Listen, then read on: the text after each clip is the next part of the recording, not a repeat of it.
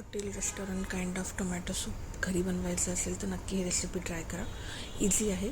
यासाठी लागणारं साहित्य टोमॅटो, गाजर, कांदा, कोथिंबीरच्या काड्या, अद्रक, लसूण आणि बीटरूट. सगळ्या वस्तू व्यवस्थित धुवून घेतलेल्या आहे. आणि गाजर, बीटरूट मी किसून घेतले आहे.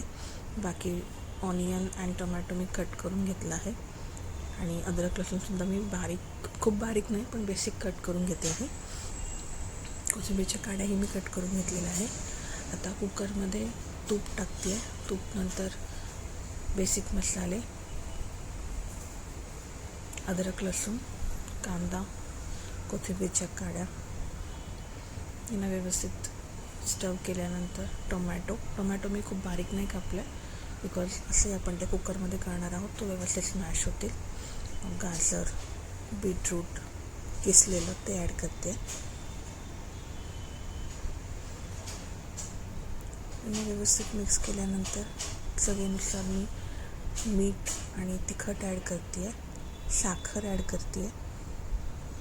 म्हणजे बेसिकली आपण कुकरमध्ये सगळ्या लागणारे इन्ग्रेडियंट ऑलरेडी ॲड करून घेणार आहोत.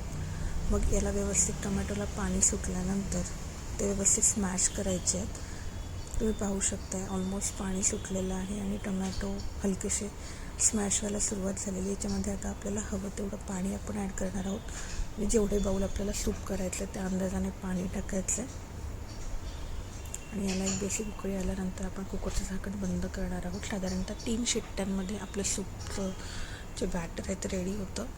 कुकर थोडा थंड झाल्यानंतर मी हँड ब्लेंडरने हे सगळं व्यवस्थित मिक्स करून घेते आहे. प्युरी व्यवस्थित बारीक करून घेते आहे. तुम्ही पाहू शकता प्युरी आपली बारीक झालेली आहे. याला आपण गाळणीने गाळून घेणार आहोत. गाळण्याचं रिझन कारण की जो चोथा असतो तो वरती राहतो. कारण की सूपमध्ये जर चोथा आला तर ते हॉटेल काइंड ऑफ फ्लेवर येत नाही. चोथा मी काढून घेतलेला आहे आणि आपलं सूप रेडी आहे. तुम्ही पण नक्की ट्राय करा. एन्जॉय.